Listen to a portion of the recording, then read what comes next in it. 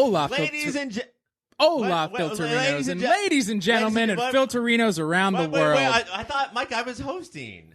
No, I'm you're just kidding, guys. I'm just out here real quick for a cameo. What would it... introduce me. You know what? Yeah, like, be the voice of God and introduce the host of the show. Look, the way I got famous is that I would start intros at the same time as somebody else that was actually supposed to do the intros. Hey, it is. I think you're most known for that. Doing? And so I did that because it's an anniversary show. Woo! So, ladies and gentlemen, welcome to the stage, Mike Gravano. Yeah. Hola, Filterinos, and hello, ladies and gentlemen, nerds. There's a delay. There's a delay. Oh, what happened? There's a slight delay. Ladies and gentlemen, boys and girls, how are you tonight? While we do the pop filter of the average anniversary movie show. Every episode is somebody's first, and we apologize for that. But honestly, if you look at a show with hundreds of episodes and one says this is the 11th anniversary show and go, I'll jump in on that. That's on you, Brian in Des Moines. That's on you. And thank you. And thank you. God bless. I am your host and co-founder of YourPopFilter, Mike Gravano. With me is your producer extraordinaire and co-founder of PopFilter, Ryan. Steve. Ryan, Steve. Thank you so much. I thought we were never supposed to say your real name. Right. That is true. So if Ryan, your name is wink. Steve, change it. Like, Yeah. What are you doing? Honestly, known a few real life Steves. None of them go by Steve. None of them fucking go by Steve. Oh, I'm Steve. Come on. No. White names suck. Just white male names. I'm your co-host. We're not here to talk about that, though. It will bleed out because all we are is white guilt. We don't have the drop pad tonight. It's too chaotic. We are going to do a bracket of movies of pop filter history from 2011 to 2020. Yes, it would have made sense if we did this last summer. We covered this. Go listen to the album. We covered so much of this in the album. Listen to our album. Listen to our album, girl. Mike and Ryan and Greg and Caitlin and Cassie and McKenna sing the blues. It was a big hit. What a smooth and chaotic co-host you are. That is who is with us tonight. Not only is it Ryan and I, we have Movie of the Year's Greg. Hello, thank you for having me. And the Superhero Shows, Cassie. Hello. And I was just about to talk, and then you started introducing people. I mean, it's fine. This is weird, but it was not enough voices overlapping, I thought. So I was like, let's bring these polite folks in. Cool. And representing the Unnatural 20s is Caitlin.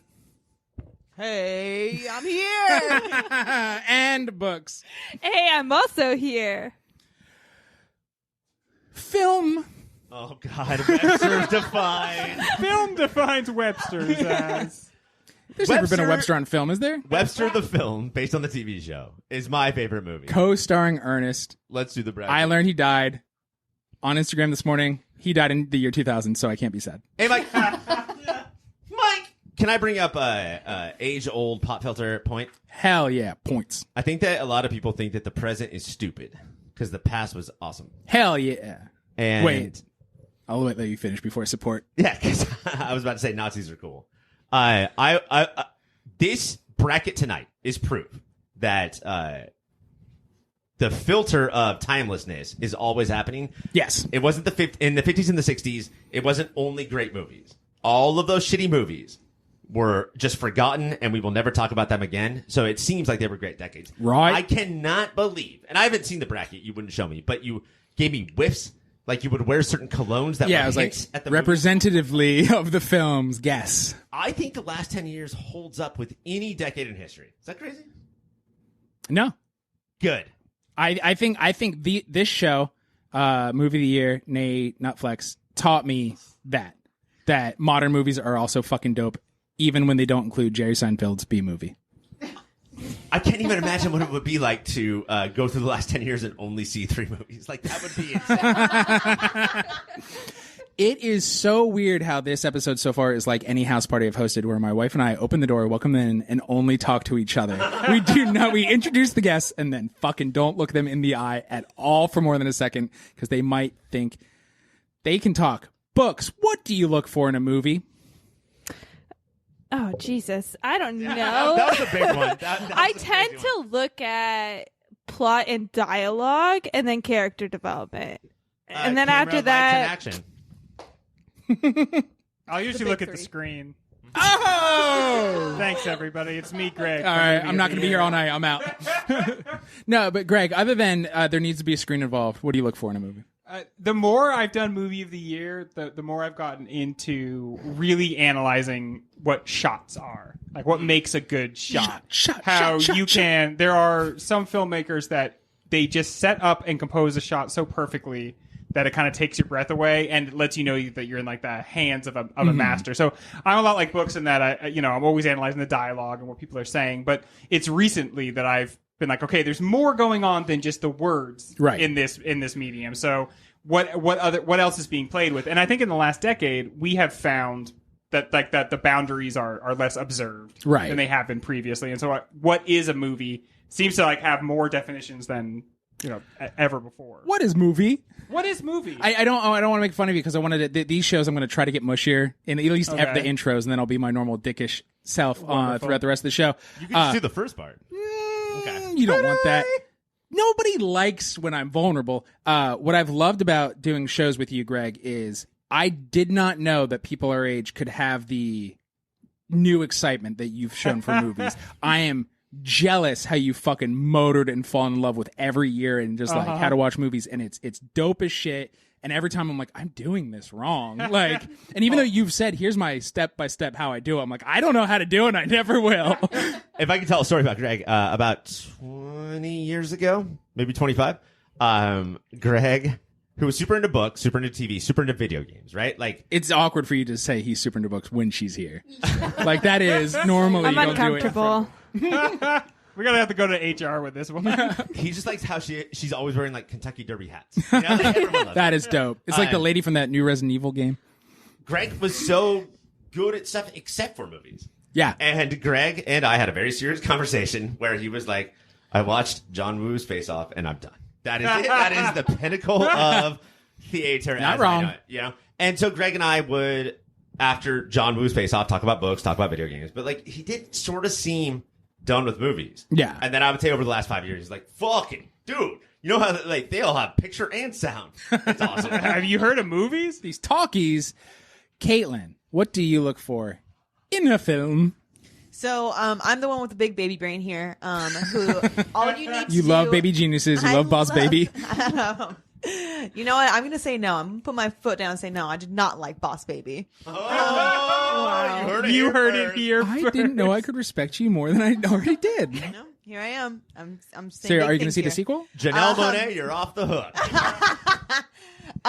No, but what I look for in a movie is just a fun time. Escapism is like a huge thing in the movies. I'm not going to see something that's really going to make me try to think. I want to go see fun colors and that's the way I sounds. was 20 years ago. Yeah, Yeah. that's totally the way I was too. Like I Oh, was like, Transformers 7? Cool. yeah, because I read. Just announced Rise of the Beasts. Rise of the Beasts coming out next year, folks. I was in college and then in grad school, and I was reading Brag. heavy books all the time. Your brain was already And so taken all I up. wanted from movies was just like something colorful and loud. And then I got tired of that too, and I was just like, okay, then I don't want anything from movies. I just want to stare at the popcorn ceiling and not think. Yeah, but now I read less Yeah. challenging books, and because of Hell that, I yeah. need more challenging movies.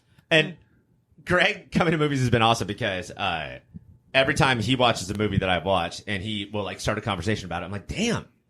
Yeah. I should be better at watching movies. And then I talk to Mike and I'm like, no, I'm fine. There's the spectrum.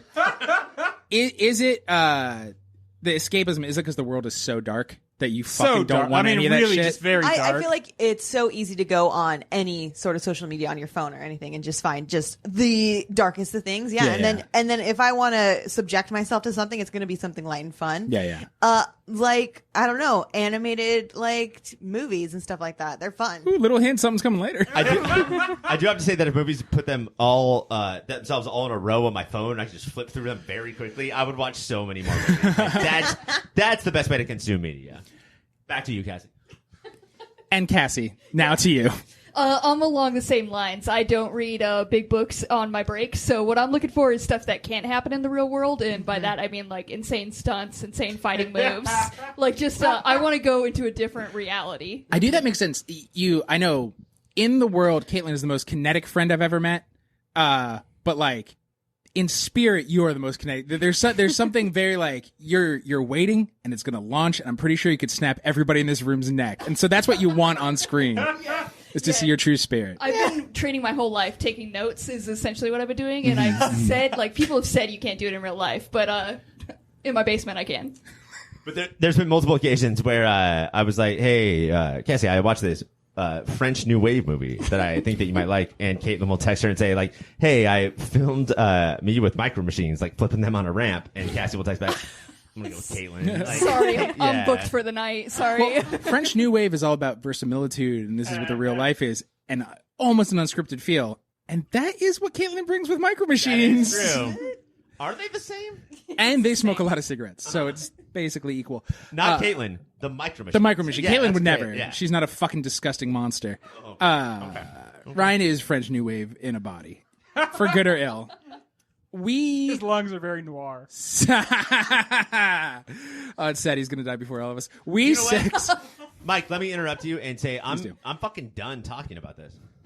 Oh, No, wait, I'll say one more thing. We do not need to defend the last decade anymore. The bracket will do it. Like, it's people at home, you Unimpeachable. have no fucking clue how crazy this is going to be.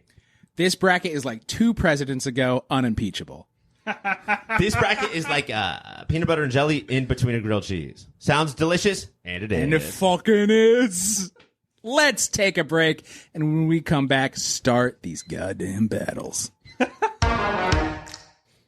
Fallen Hero Taylor's movie of the decade is Park Chan-wook's The Handmaiden, where the hired help and the woman who hired her weave a tangled web. The only movie with more webs? Caitlin's pick, Into the Spider-Verse. How does a movie with no Spider-Man beat a movie with many Spider-Man? You know what, Mike? It does not. I love The Handmaiden, but can we just be honest with ourselves right now? We're talking about the winner of this goddamn bracket. So many Spider-Man and Spider-Man. Into the Some people say too many, and I've killed those people. I think that, like, honestly, I think The Handmaiden is close to perfect, where it's like, we're going to play with genre, but not be, like, too cutesy. Yes. You know, we're going to, like, sit there. Greg, have you ever seen The Handmaiden? I just recently saw The Handmaiden in preparation for this, and one thing I have to say is, I don't know why you would listen to the show without seeing some of these movies, but I'm so glad you kept talking. And I'm just like, I don't know why you were listening to the show. it's going to be hard to talk about this one in particular without spoiling elements of it, because what this movie really is, from the moment you turn it on, is you're not quite clear on what's going on. And the first half of it seems to be one type of genre, and then the second half really gets into this is what I love about 1975, this season we're doing in Movie of the Year, and so much of modern Asian cinema, and for at least the last 20 years, is like, fuck your genres, fuck your structure. We do what we want and we do it good, so you'll enjoy it no matter what. But it's not just that. It's making sure that we cover our ass as far as good. Okay, we're going to make a good movie, sure. We're going to have good performances, blah, blah, blah. We're going to have camera and lights, but also... What about action?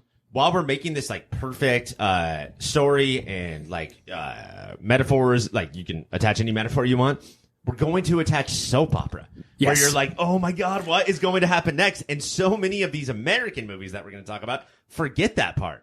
Look, read the inch-long words. Just read them. I do think if you're closer to a That's mic... so much of it, dude. People hate subtitles. They're so stupid. If you're closer to a mic than to a Greg and Orion, I think The Handmaiden is a perfect stepping stone. Yeah. Because it is a smart person's film, but you'll be like, what the fuck's in that pit? Well, what's in that pit? What's going to happen right now? And it's not just a Shyamalan one twist. They're just like, oh, you think you knew the twist? Here's another one. Oh, you think you knew that one? Here's another one. They just go twist on twist on twist on twist. It's so fucking good. But, Caitlin, Into the Spider-Verse. Take it away, girl.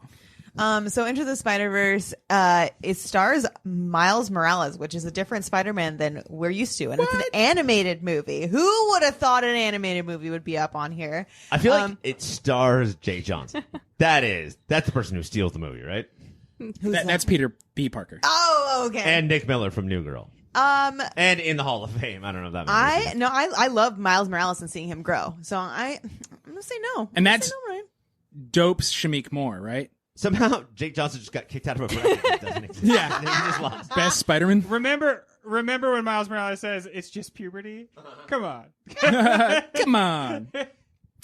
It is so goofy and so campy, but and also Cassie, visually extremely Visually interesting, stunning, yes. and like almost right on the border of overwhelming. But like we are now like 30 years into everybody basically having ADHD. Yeah. And so Oh, yeah. honestly, like it's a movie that moves at the pace of the average like pop culture without talking mind. down to the audience like an Ed and Eddie. I gotta update my references.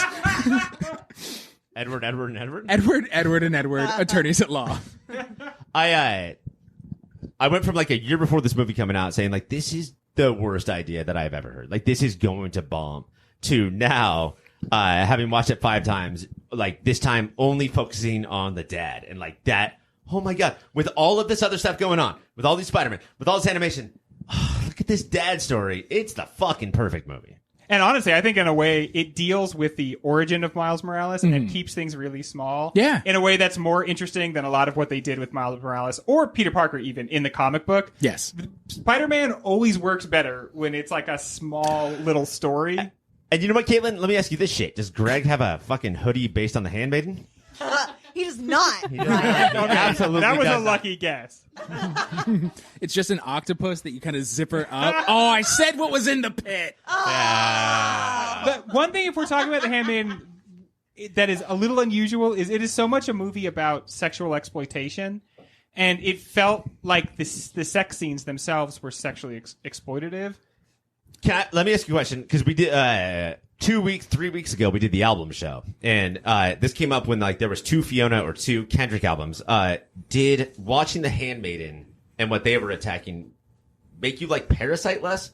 It made me think that Parasite, like what genre is this fucking movie, had been done before. I think Parasite does it better. Because like Crouching Tiger, not that they're all Asian movies, but like Crouching Tiger introduced so many people to this genre. I think Parasite did that too. But The Handmaiden was there 5 years before. And even before he did Parasite, he did The Host.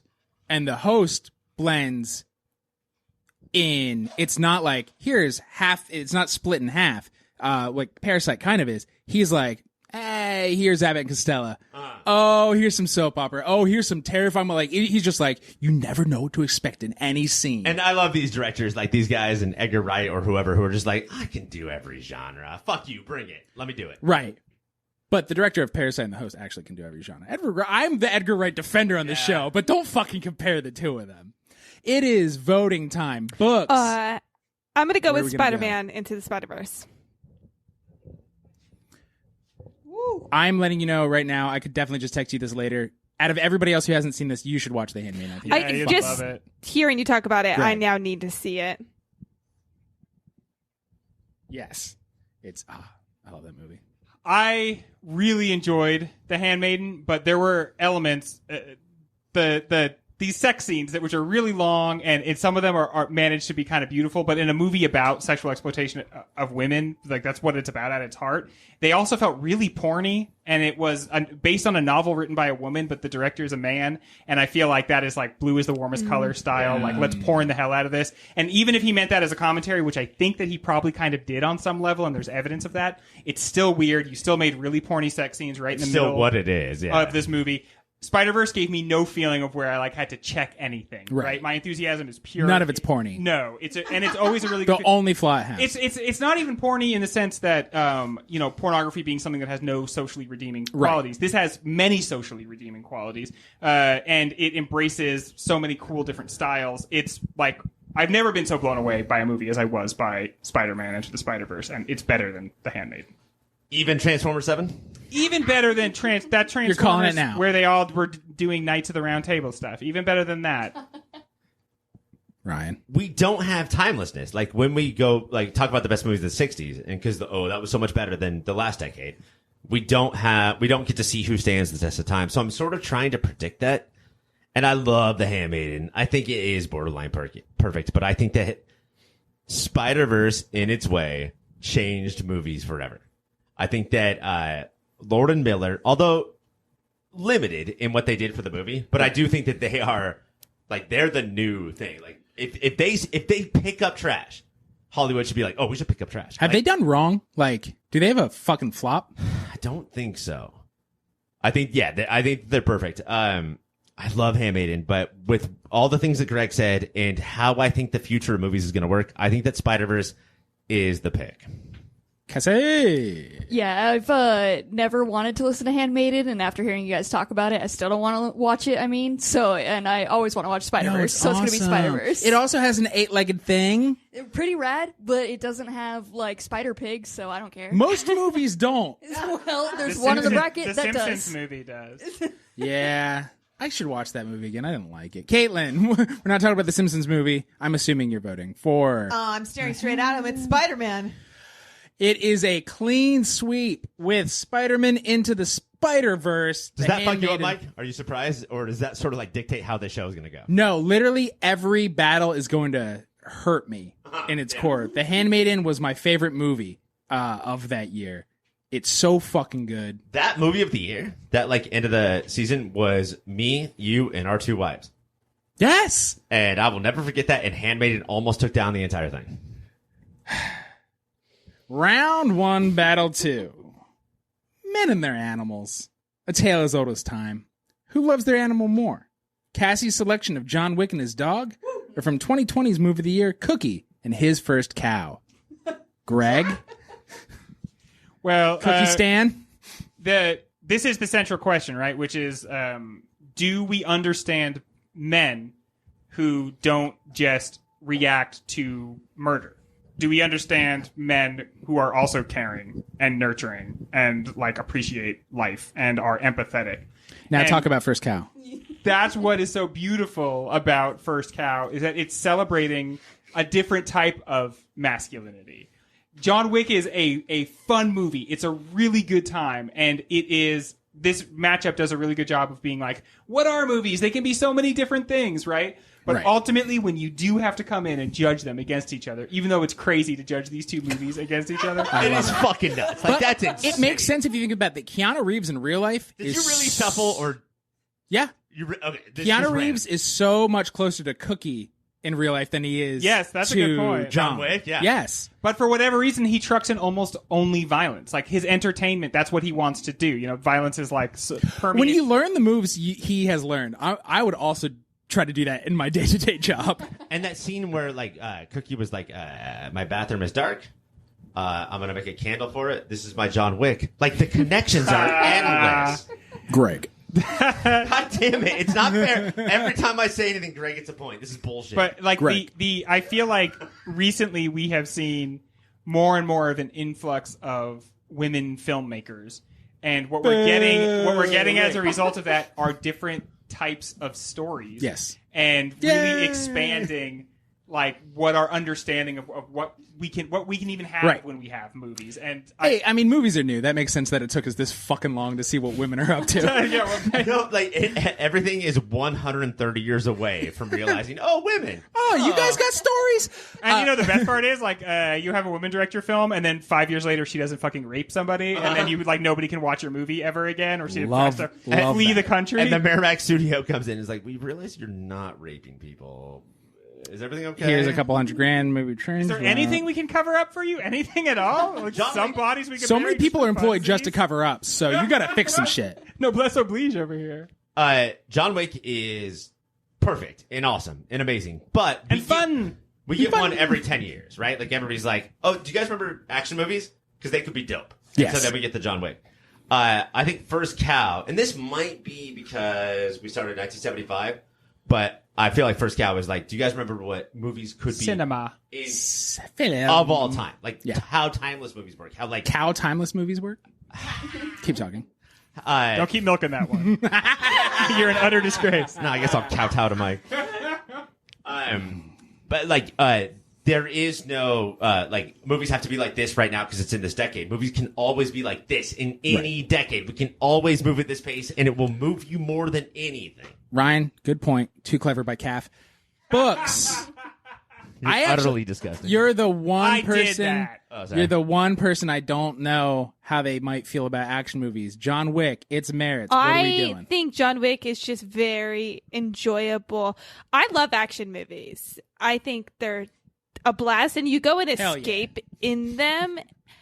So I just John Wick is a movie that I slept on for so long, and I walked out after watching it, walked out of my living room, and I was just happy, like smiling because it's a fun film, and I think that checks a lot of what people are looking for in movies. Greg has this thing about Fast and the Furious where everyone Greg knows is like, oh my God, that was insane. And Greg's always like, yeah. It's the most Greg has ever been a father, specifically my father. Don't you sort of feel like everyone is that about John Wick? Like, they don't want to say it's bad, so they're all like, yeah.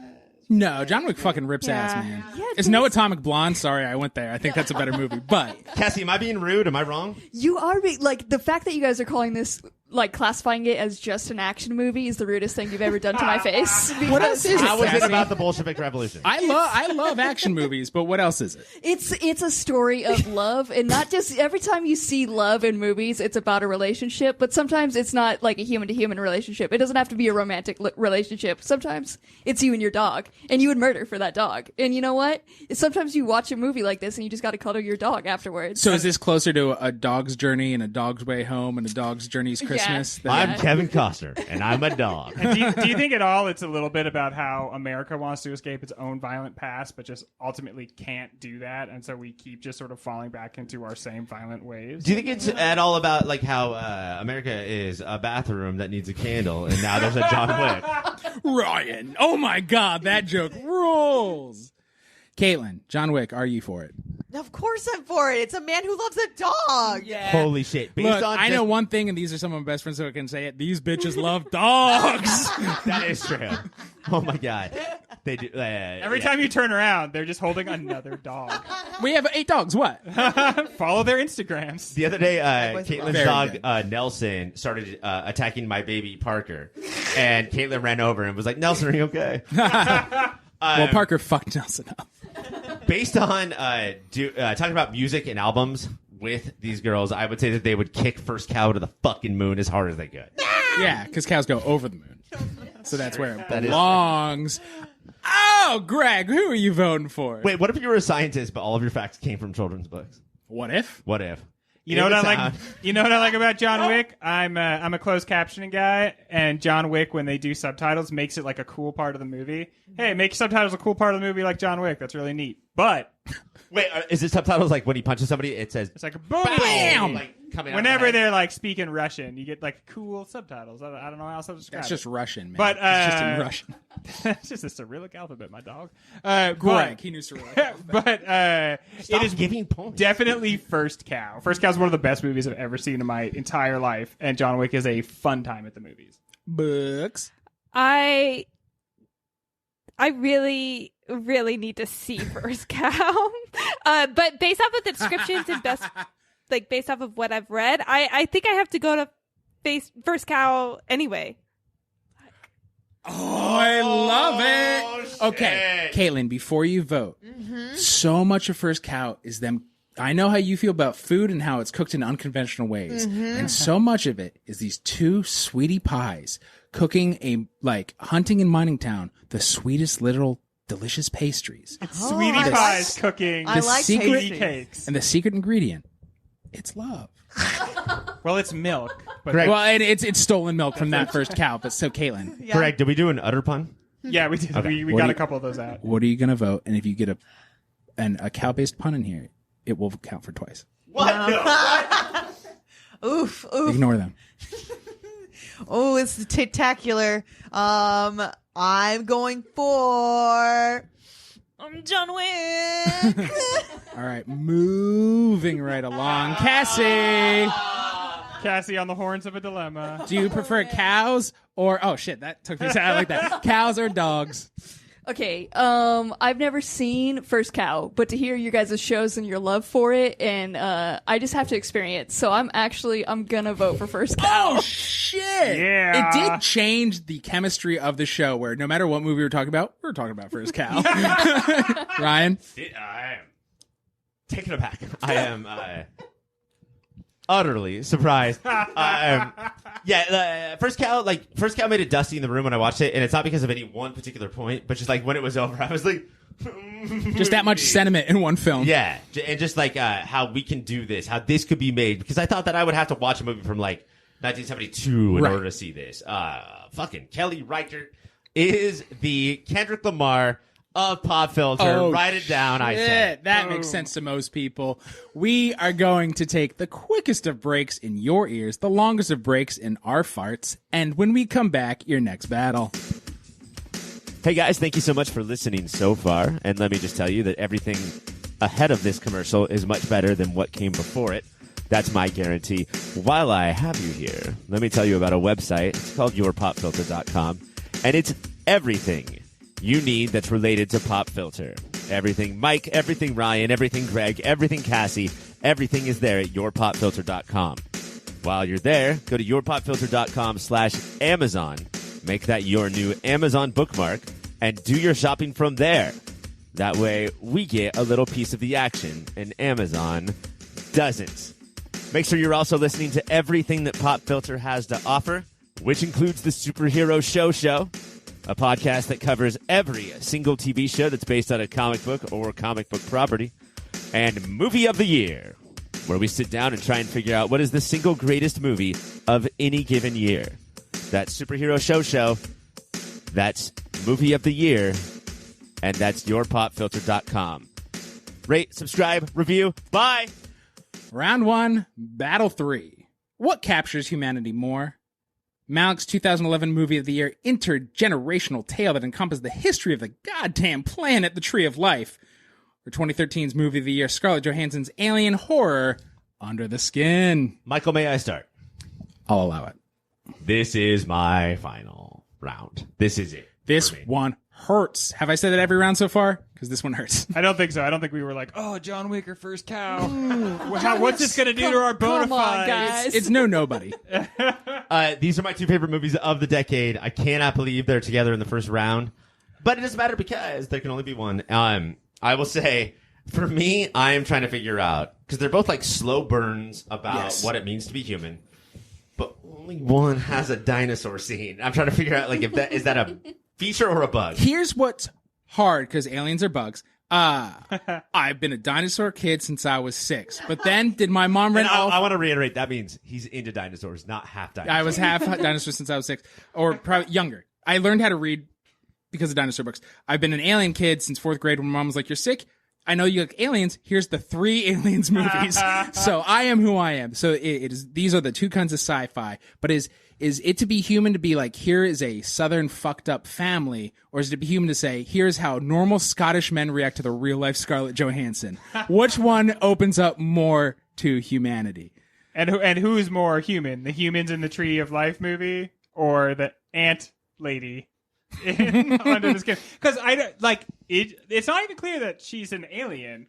She just has a dark pit. Might be something else. Could be just an ant person. She's a fucking alien. She could be an ant. Hey, we've all had weird basements that do stuff to our physiology.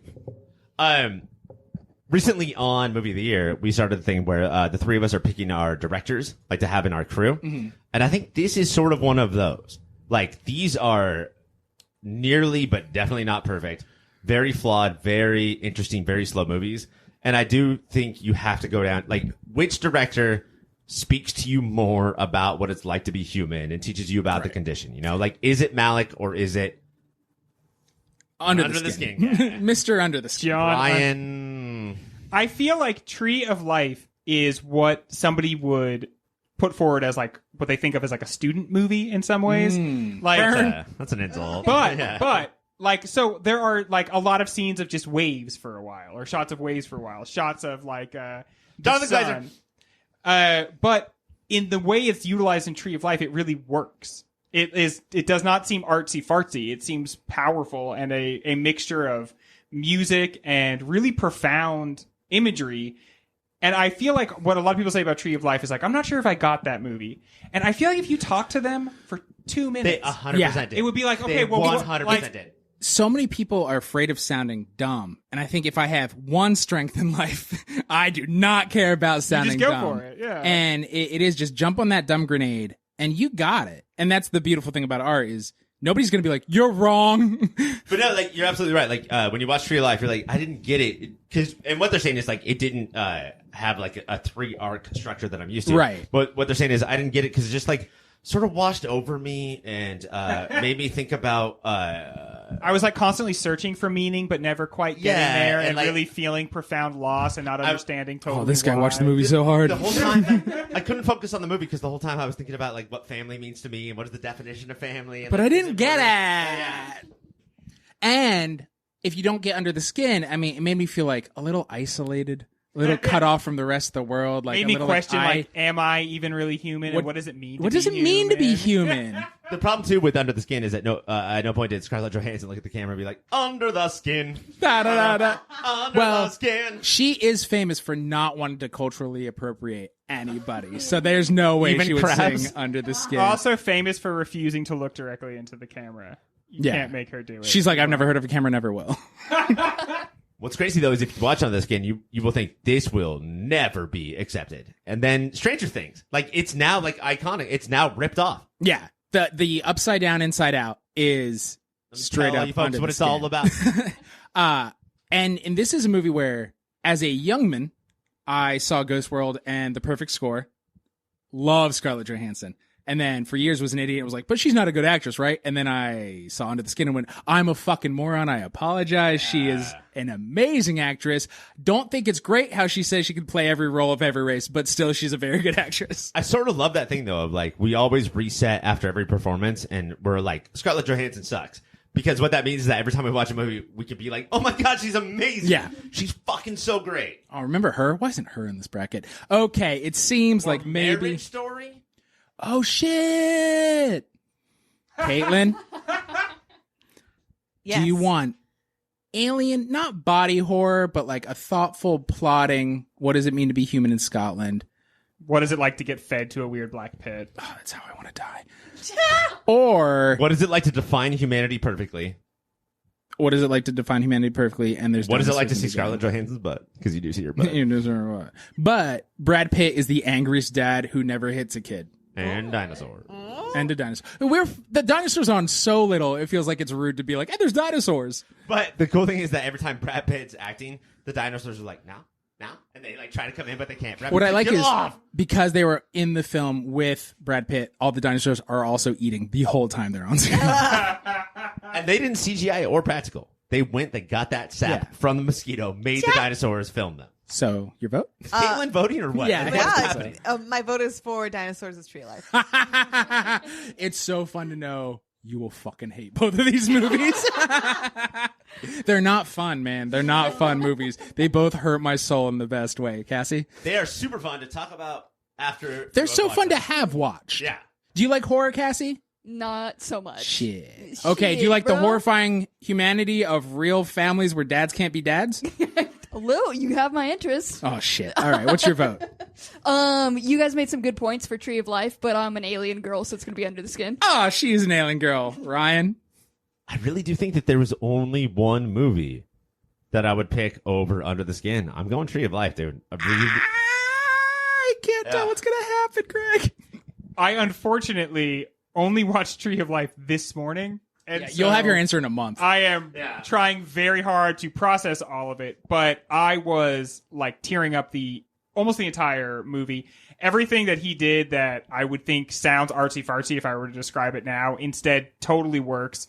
The way he shows the parallelism of structures from like the subatomic all the way to the galactic, the way we are situated. Our human drama is situated on the same planet that dinosaurs lived on. Our human drama is situated in a universe that is expanding still and is so huge that we can't even comprehend it. And he shows us that like we're connected to all of that. We really are. It is a part of us and we are a part of it. And that was like a quasi-religious experience. Yeah. And so for me, I'm going Tree of Life. The other thing too is that like when you think about like long boring movies, you think about just endless frames of wheat blowing in the wind. And I think that people have learned from You've seen Terrence Malick. that they add that so that they're good. Right. But when you watch that in this movie, you're like, oh my God, I love my dad. Like it's so perfectly placed in time. It's not just like to be artistic. Right. Books. I'm going based off the plot, and I'm going to go with Cassie. It's Under the Skin.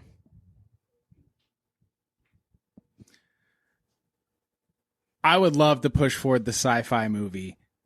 It is also one of my favorite movies of the last decade, Under the Skin is. But I think people often say, and this is not a dig, Greg, because I truly believe in you. I think people often say this movie changed my life, but Tree of Life is one of those movies where I went. It definitely changed my day. Right? I was like one guy when I woke up this morning. Yes. Tree of Life is a movie that made me go, I've been watching movies wrong for so long. Because I do think both these movies are so good at being like you said, Ryan, slow movies are like, slow, it's good because it's slow. And both these movies are like, motherfucker, we are slow because you have to think about what just happened. And we will not start doing anything real until you are probably done thinking. I think this is Malik's best movie. I've seen a handful, and I don't think this is the popular opinion, but I think he was an old-ass man who finally did it right. It's Tree of Life that moves on. Ole, ole, ole. That is his favorite song. He loves the Bouncing Souls and soccer. That's for two people. Thanks, Brian in Des Moines.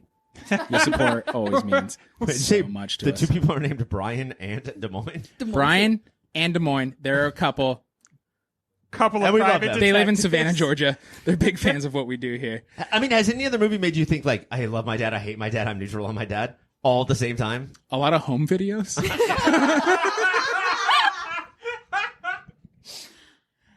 Ryan, I'm going to need your help for this one, my friend. Your fourth battle in this first round is Roma. Talk about it for a sentence, maybe. Roma was Alfonso Cuarón saying, you know what? This Netflix thing might be kind of crazy. And Netflix saying, we want a fucking Oscar so bad.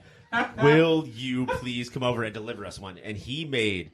This is not a pick, right? This is movie of the year. This is a movie of the year. We said Roma was the movie of the for year. obviously the year 2018. And on the show, me, Greg, and Mike all said at the exact same time, we didn't watch it, but it's in black and white. And you know what? That's how you win movie of the year. It's like, why would you be in color? Alfonso Cuarón had been for so long my favorite director. There's only one good Harry Potter movie. Deathly Hallows #2. Goblet of Fire. No. Azkaban. And Gravity should have been like a Universal Studios tram ride movie, but it was actually great. It's so dope. Gravity's rad. Children of Men, we have done... We wouldn't be here without it. Yeah. Movie of the year has done Y Tu Mama Tambien. Like, Alfonso Cuarón is Hall of Fame bound. He is on the sly pop filter director. And with this blank check, he was like, am I talking too much? But... it's a long intro, brother, but Let me say this in like... there's a lot of 8 more commas sentences. and semicolons in your one sentence, so that's what I appreciate. That makes you smart. Yeah, you're an with- English teacher. With his blank check, he did not make Gravity 2. He was he make like, blank check? I'm going to make a pseudo documentary about like how the class system works in Mexico, and I'm going to make it long, and I'm going to make it slow, and I'm going to get you in there. And it definitely won movie of the year. And he made him the character that represents him kind of a piece of shit. Yeah, and that's I'll always appreciate that. It is up against another pop filter movie of the year because that's most of this bracket. 2014's, and it's rare that we all love sci-fi, and I think we're afraid of it, so we're afraid to push them to winners. Under the Skin did not win versus Tree of Life. Ex Machina, which a lot of people in the world were like, I love Oscar Isaac. And he's like, oh, do you think you do? Here's how I dance with a robot. Yeah, and did the dude. best fucking choreographed dance in the last 30 years. When was Singing in the Rain? The last 50 years. That movie was trying to say so much, and I don't remember shit. I remember that dance. I'm totally fine how many movies say, are we human? What is to be human? We've actually talked about it tonight on this show. Are we human or are we dancers? And this movie says, I think it's better to be human because the dancer is a creep. Did Mike take Alex Garland in the draft? Yeah. you Yeah. did. Your squad, right? Annihilation, got that?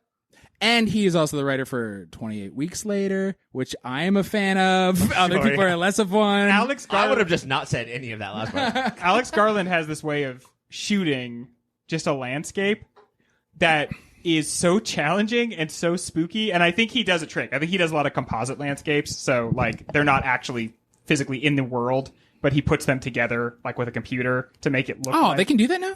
I think they can do that now. But whether he does that or not, he can show you like a cliff face. And then you're like, oh no, what's going to happen near this cliff face? Yes. And I think that is such an interesting power that he has. And he uses it in Ex Machina. And it's mirrored in the way in which this guy who is supposed to figure out like decide whether or not this The Turing test, right? yeah, whether or not like even knowing ahead of time he's going to see if he Right. can figure it out. He becomes convinced himself that he is potentially an android and cuts his arm open. Wait, I know what kind of movie I'm in. I might be the android. And I have to say, the movie earns that. That's the Yeah. craziest thing you could possibly do, make somebody think that they're really an android, and it happens, and you believe it because of Garland. I don't want to insult Domhnall Gleeson. Is this Domhnall Gleeson? Yeah. Because I think he's a far better actor than Jeremy Renner. I but will say is the only member of the Pop Filter Hall of Shame. We just put him in there and made him. Jeremy Renner? No, Domhnall? Domhnall Gleeson. Yeah. Domhnall is somebody who Hollywood keeps Domhnall. saying, like Renner, he should be a star. He should be a star. He should be a star. And in this movie, I'm like, I get it, which makes me think it's Alex Garland, not Domhnall Gleeson's talent. Dude, Alex Garland made an incredible movie and directed the shit out of it and like did shots, right? Like that's Yeah. what you're into, shots. Yeah, Oh, shots. whoa. Film shots. But his best thing was casting Domhnall Gleeson, where you're like, I should be rooting for this person. Yes. I can't. You know what? I just fucking look at him. Can everybody die? I do think he's in the class with Ari Aster, and I think Ari's just a little newer, where they're both like, oh, you think my genre is dumb? I'm gonna fucking make you think, because horror and sci-fi used to be the cutting edge of philosophy and humanity. And I love it. This makes sense. Ari Aster as like your least possible director crew draft. That makes sense to me. My least possible? Like, Yeah, I'll like never it- get him? Yeah.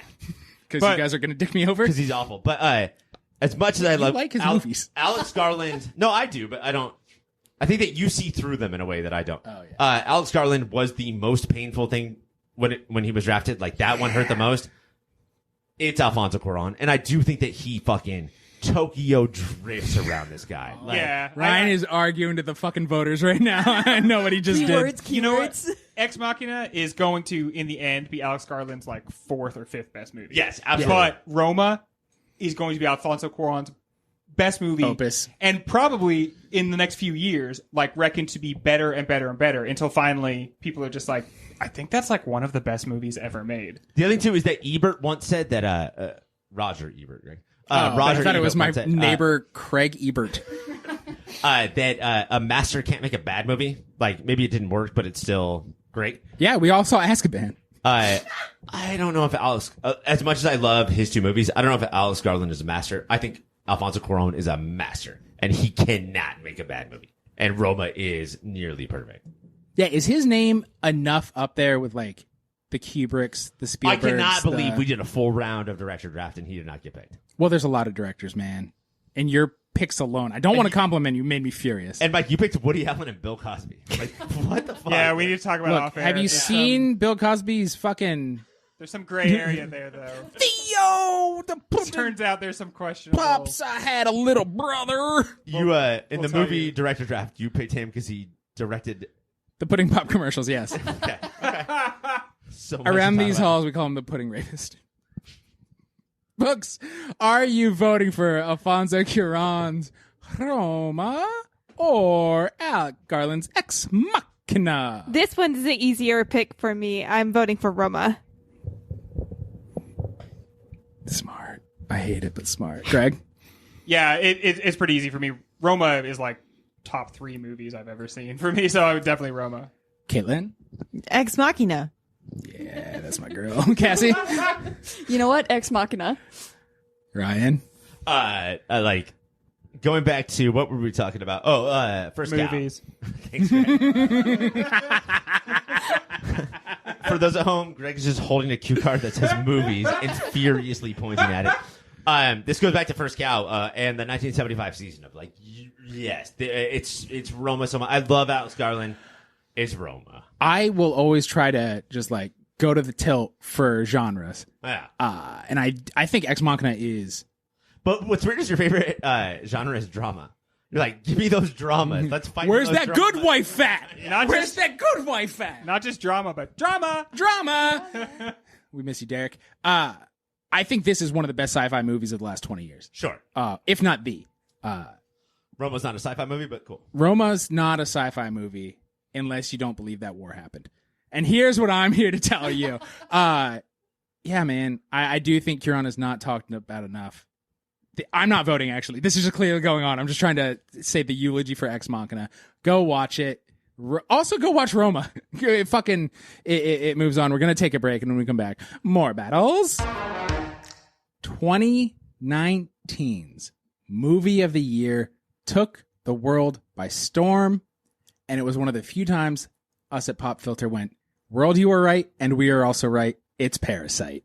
Like slam dunkiest movie or slam dunkiest year of all time. Yeah, I saw it in theaters and went, "Oh shit, this is gonna win." And then months later, I was like, "Oh shit, Past Mike was so right."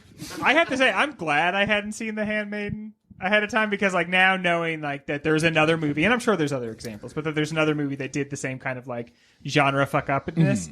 I had no idea that that Parasite was going to just like go through all these different genres, all these different feelings. And the best marketing, because they didn't fucking tell you. Like, you're like, Yeah. I know something's weird, but rich people are weird. There's some idea that it might be a little creepy, Yeah. but there's like a 10-minute period in that movie before the maid shows up again, where Right. you're like, there's gonna be a monster or an okja or Right. a ghost or something in here. It is up against Mike Gravano. I've heard this guy is very handsome, very smart. His pick, 2014, I believe. 13 probably is right. Mad Max Fury Road. Okay, so if Tree of Life versus Under the Skin was my battle, this one is the actual, like, this is the actual finals. I don't want it to be right now. Yeah. It hurts so bad. These should probably be the two final movies. These two movies are like, oh, you fucking like movies? Here's a goddamn movie. It does everything you need a movie to do. And they are it is the perfect pairing, because Parasite is like, I don't watch a lot of movies. I'll just watch this stupid movie. Oh my God, it's so crazy. I didn't know movies could be this good. And then Fury Road's like, oh my God, thank God. Movies could just be driving around and it like I still like it and it's fine. And even, I do think, like, John Wick would not exist. So many movies wouldn't exist without John Wick. I don't think John would exist without Fury Road. I'm so sorry, Mike. I hate to interrupt. Please, no, you don't. It's your favorite cut thing.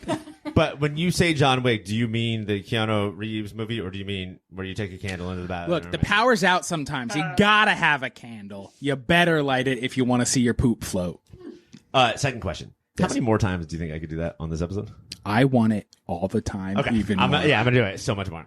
People are like, you always act annoyed when Ryan does his Ryan thing. I'm like, but you know we've been friends for stupid long, right? Like, Screaming at each other is their love language, okay? it's the only language I ever learned. What you should say to these people, whoever these people are, is you're annoyed. I love it. Because they're very annoyed. You're Cassie, annoyed. you're annoyed. I love it. Mad Max Fury Road, it is just a 90-minute plus action movie. But it is also very smart, has some shit to say without ever getting in the way of the 90 minutes of fucking driving. Directed by a goddamn 81-year-old man. Is he going to live to do Furiosa? Hell yeah, dude. All right, I like Greg's optimism. He's never gonna die. The first person who's gonna live to be 150 has already been born. And it's George Miller. I believe it's gonna be George Miller, just It's so that he can give us a such new movie. a bummer that the world got Zack Snyder's Justice League and not George Miller's Justice League like we should have. If George Miller texted you right now and said, I need 20 of your years. Yes. Yeah, you would do And it. I would die 5 years ago, and I'm fine with that. I'm calling it right now. I know when it's happening. It's totally fine. It is, I know I have a reputation on all of the podcasts in our history that I'm like, isn't it crazy that I cried? And everybody's like, no, you cry at everything. Yeah. But isn't it crazy that I bawled during Mad Max Fury Road? Oh, great! I give that one. I give that one. Yeah. I would say absolutely not. Towards the end, they've been antagonists and helping each other, and at the end, like right before he thinks he's gonna die, he's like, by the way, my name's Max. And I was like, oh no. Wow. But it's in the title. You didn't already know that? I just hate that name and it scares me and it makes me cry. It made me bawl and I went, this is fine. I'm glad I came to this movie alone. I think it's everything a movie should be. I think it hits the upper butt that we've talked about a movie of the year. I think it's the U20s, what they say they want in a movie. Fuck. But it's up against Parasite. Somebody else talk. Well, the thing that's nice about Parasite is everyone agrees it's good, and everyone agrees that liking it makes you smart. Hell yeah. And so, like, because everyone likes Mad Max too, like, but nobody thinks that you're smart if you like it. The best thing about Parasite is anyone can just be like, obviously, I'm an intelligent person with a good opinion because I like Parasite, and it's not like a trendy movie or anything like that. Everybody just agrees. And I don't hate Chrissy Teigen. I'm more of a fan of her than a lot of people. But even people like her can be like, Parasite rocked my world and not understand the irony of it. So you don't actually have to be smart to like the movie. It'll just make you feel smart. Well, you always think it's about people who are way richer than you. Everybody like who's rich? No. Like we're all relating to the people in the basement, and Chrissy Teigen is. I love that movie. Now I know to look out in my kitchen for people who climb up my stairs. So I shouldn't say my driver smells because he can probably hear me. Oh, and then she put her fucking bare feet on the seat. Are you kidding But me then, right now? aren't we Chrissy Teigen to like what some people have in the world? Like we live in crazy excess compared to how like 90% of the world lives. So like that's what everybody does. They all see themselves as the people in the basement. Nobody admits to themselves that they're the rich ones, except for maybe Greg. How right you are. Jeff Bezos. Jeff Bezos is like, I don't like that the villains won. I fucking hate Jeff Bezos. YourPopFilter.com/Amazon is where you can go to get all of your Amazon needs. Would it mess with the dynamic of this vote if it was just 3 of us, Unnatural 20s, and Jeff Bezos? Like, how would that change things? Oh, what fucking movie does that? That guy doesn't. He's like, I wake up at 4. I've never seen a movie except. You know what the worst part is? I would just be a fawning idiot towards him. I bet I wouldn't say shit. I'd be so uncomfortable. Like, hey, Jeff Bezos, too much money, man.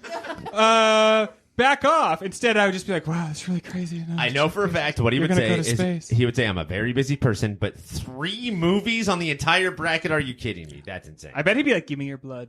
We would. Yeah, you seem like a Jeff Bezos blood boy for sure. I want your blood. We You would want my not. fucking blood, dude? You're gonna die younger. We or would earlier. lock the door, Take my fucking blood. and you you're like, "But I have to bald go to the shit." bathroom." And we're like, "You get it? You fucking get it, Jeff? You got to go to the bathroom." And this is what Weird. Parasite is all about. Imagine you couldn't. Jeff Bezos is basically a Morton Joe, except with better hair. Agreed? I would like to say that my favorite movie of the decade is Parasite Fury Road, where that family just fucking bust ass. So fucking cool. Is it time to vote? I think so, and I'm just gonna jump out there and say it's a little easier for me than it is for I guess most people in this segment. I'm a Parasite. Yeah, you are. Not. I'm a Parasite for life, baby. I agree, but opposite. We're shaking hands. Oh, that's listeners. friendship. No, it is easier for me than I thought it would be because you see it on the screen. You're like, oh, this is the fucking battle. That's impossible. But when it comes down to it, it's Fury Road. Yeah, talking about it. Cassie, Yeah. the driver. it's very You are the wheelman. If she's the wheelman, Caitlin, you're the blind guitar player who's just fucking flaming out. Yeah. That is the best compliment anyone has ever given to me, and I thank you, Bloodbath. It's Fury Road. Books, you're the maid who's super allergic to stuff. What do you want to vote for? Pretty accurate, pretty sad. I'm going with Fury Road. Peaches. I know. Look, I don't know if you can tell listeners there's one person who's not physically in the room with us, and she's gonna die. She's a bubble person. Fury Road. Fury Road takes it down. It is everything a movie should be. Parasite's an amazing movie. Go watch it. Should we tell listeners that McKenna is sitting in like a bath of Jamba Juice and having more and more like servants bring more Jamba Juice to the bath? Yes. You did it. I did it, yeah. Also, it's fun making fun of her because lavender, the thing that makes everybody relax, will kill me. So I just got it. You got to punch down. Also, what's weird about McKenna is that her servants, they will fan, and she's like, no, reverse fan.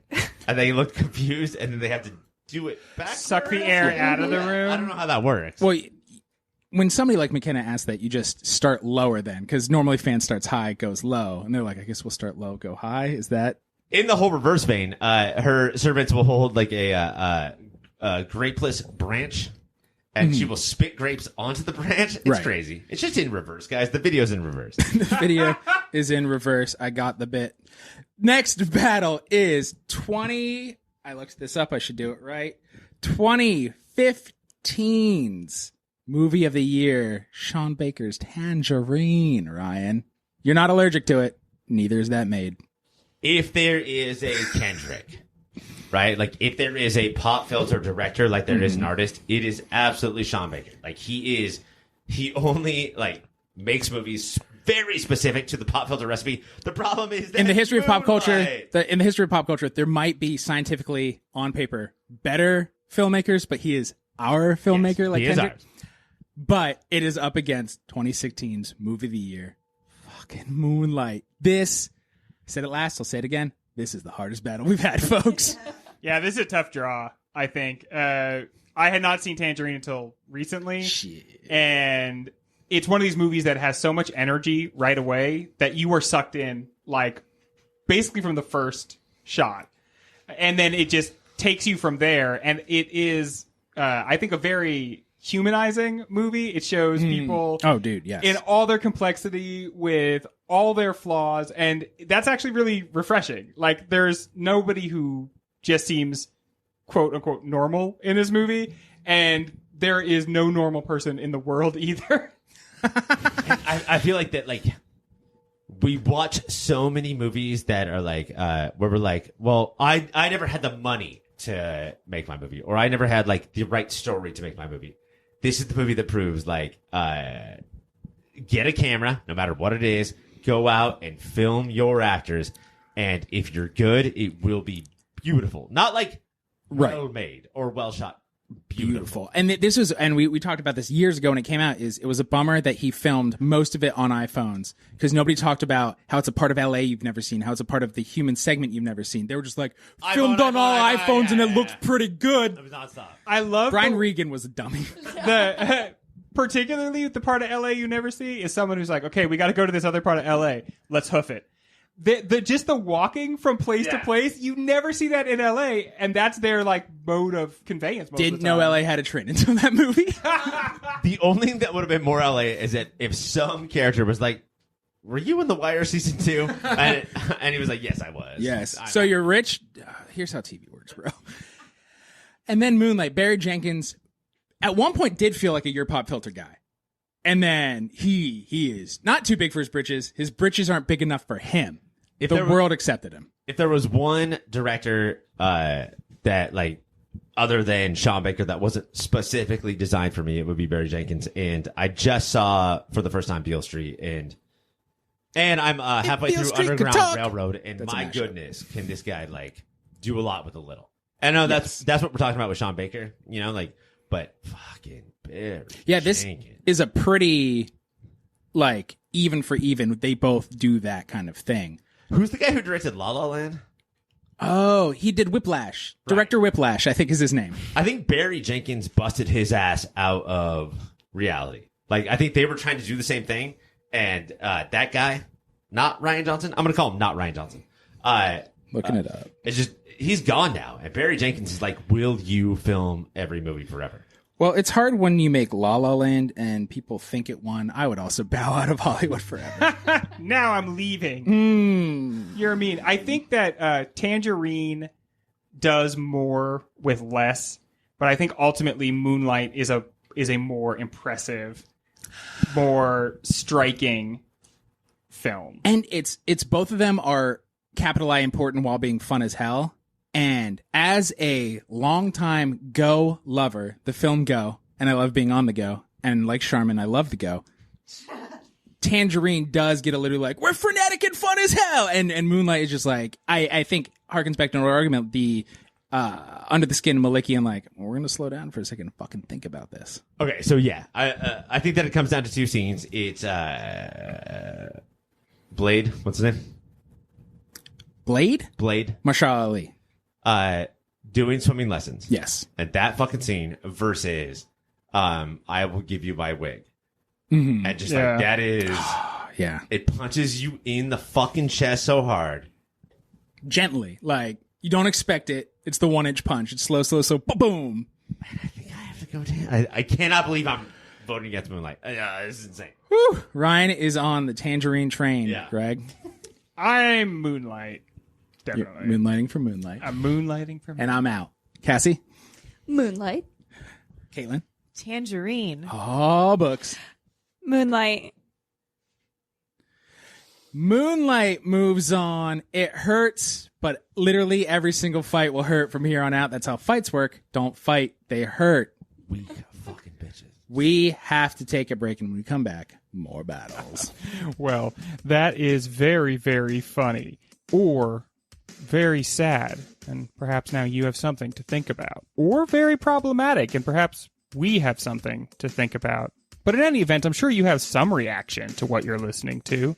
So why not check us out on the social media? You can go to Instagram or Twitter and find us at YourPopFilter. Email contacts at YourPopFilter. Hey, everybody, keep watching them movies. Round 1, Battle 7, is Spike Lee's Black Klansman. Ryan? I mean, Black Klansman, we are always like, there's no way that Spike Lee can every decade have one of the best movies of all time. And here we are, and it's unbeatable. And Mike, why don't you tell me the second movie, and then I have such a good question for it. You have such a good question. This is, and I do want to say that is Greg, who has not talked and will not talk yet, pick, who put it in. Good job, Greg. Thank you. You corrected Sorry for talking. a huge oversight. It is up against Book's pick, she will not talk yet, The Favorite. Okay, so The Favorite is a typical period piece, except not typical. It's weird and funny. I will say this to both Greg and Books at the same time. Who does better? How dare you? Who does better with like I know my genre, and then put it on its head and just saying like all right, period piece, police procedural, and then spin it around. Books. Defend The Favorite.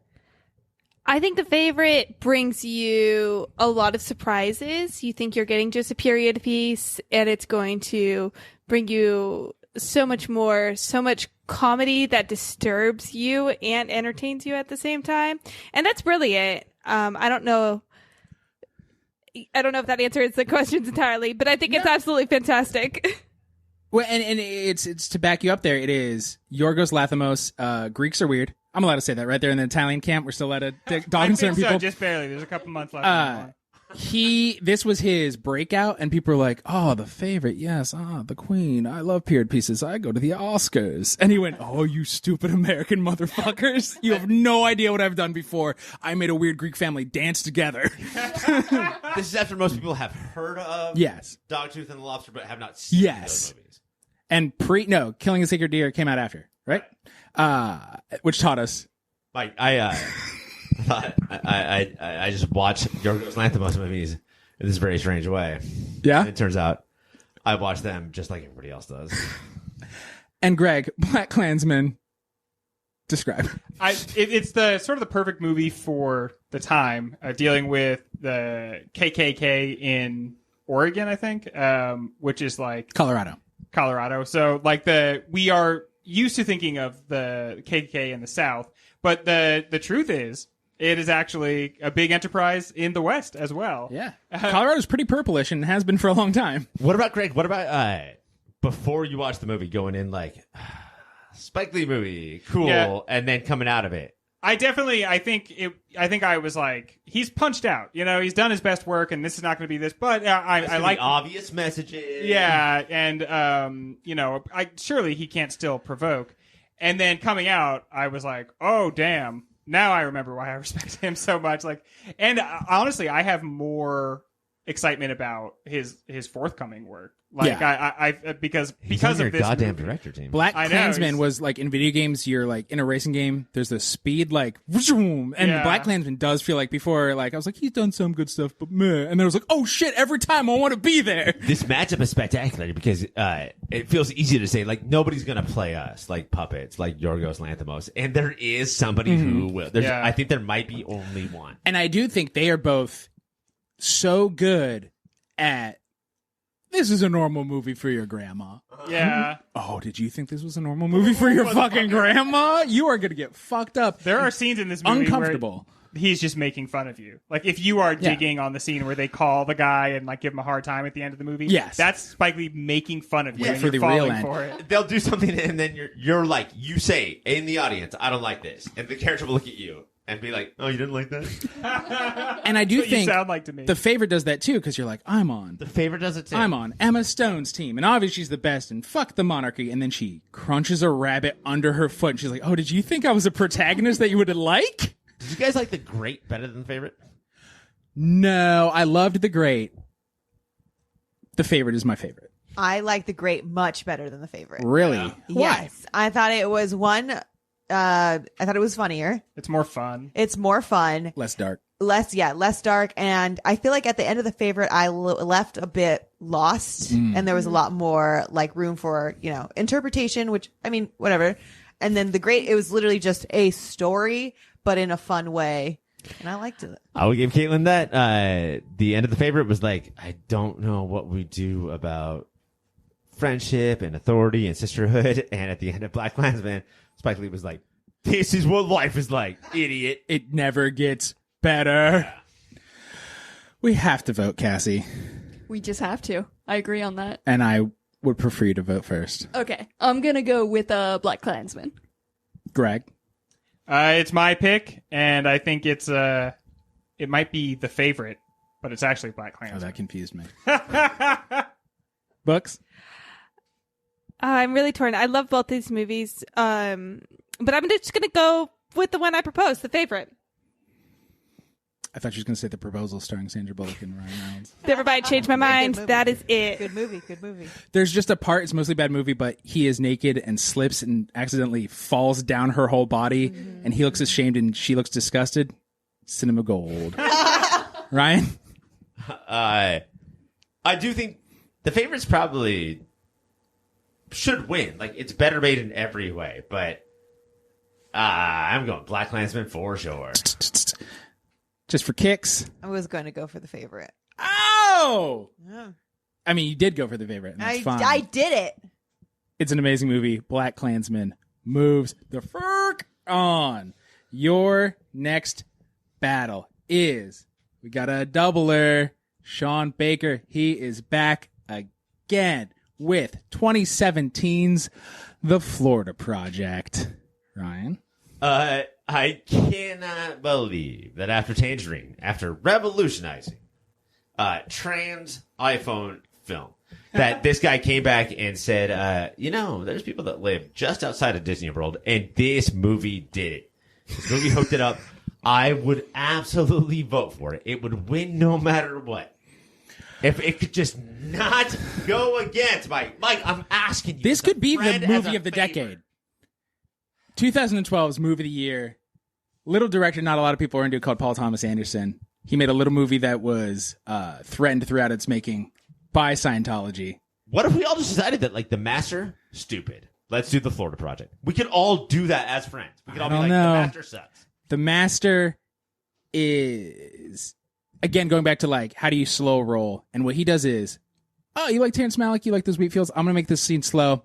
But it's Joaquin Phoenix slowly walking back and forth, touching one wall, touching another wall. And you're like, there's so much tension in just watching a guy walk. Mike, Sean Baker is my guy. I love him. But I do feel like that, it's like Kendrick Lamar was like, hey, To Pimp a Butterfly, I'm going to release it. Also, The Master, do it. It's like, we were just like, yes, Yeah, we will. Kendrick Yes, said, make the absolutely we master. will. And then P.T. Anderson was like, yeah, somebody should be the master. It's a bummer that when people talk about composers and directors, they talk about Spielberg and John Williams. That's not a bummer. That makes sense. But then it is a bummer that people talk about Danny Elfman, Oingo Boingo Ruled, and Tim Burton. Not enough people talk about what Johnny Greenwood and PTA do together. And it is one of the best creative collaborations fucking ever. That music and what he does with things, the noises that aren't music, and how they ramp it up. I hate to interrupt, but like Johnny Greenwood wrote one song, and it starts, "My name is Johnny Greenwood, and I'm here to say," and that's all over The Master, and we have to listen to that the entire time. And that You love lets that. you know everybody should be declaring who they are and what they're there to say, but they layer it. Where are you guys on the sequel, Master and Commander? Right? It takes it, the sailing is a little bit different. Yeah. They set it out to sea a little too much. Yeah, they're like all in cosplay. There's not disturbing hand jobs in that one, so I don't know.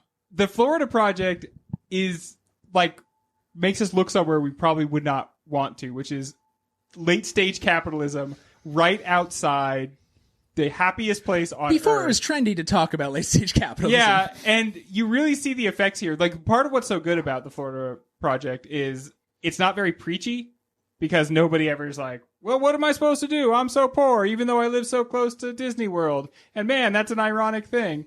But just by showing kids like walking through a parking lot and seeing like what buildings have to be like that are near Disney World, every building near Disney World has to be like somehow magical. And what that means is really tacky and stupid. That's magic. So everything around Disneyland is like an awful place to live. But because they need workers, they have to like subject them to living in this awful place.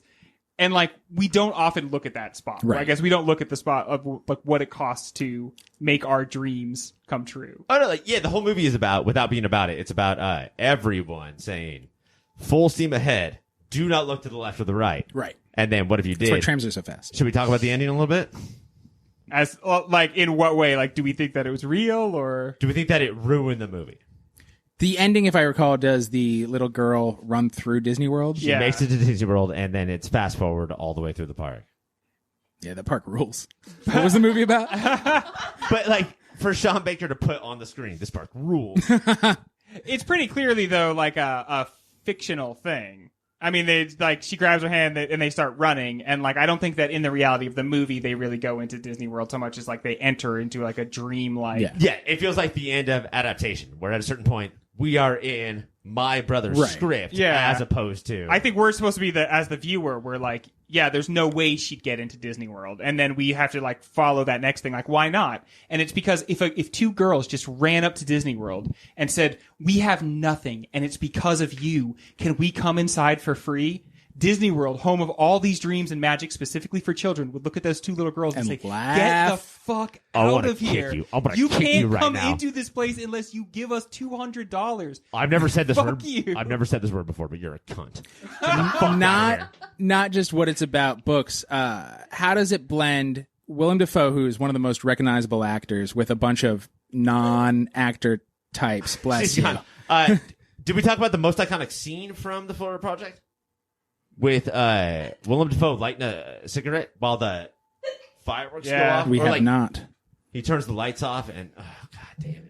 Like all the lights coming on as he smokes Yes. the balcony, all the lights coming on at the same time. And just like realizing, like, you know what, man, this is my life, I guess. Like, this is what my life is going to be. I am the manager of the Florida Project. But I can do it- I used to be the Green Goblin, but that's not my life anymore. I used to be something of of a scientist myself. But I can do it with honor. I can do it with integrity. And I can, like, if everybody worked as hard to Right. do their job with as much honor. And I don't And you know what? want to be a parent Nuance. to your kids, but god damn it, if you force me to, I will be. He doesn't do that thing where, like, I have these strict rules. He, like, every case gets Right. a Willem Dafoe's new decision about, Yeah. like, what should happen.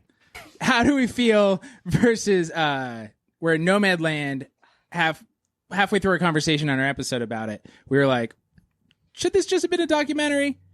Did Willem Dafoe do the same thing McDormand did? Or did he?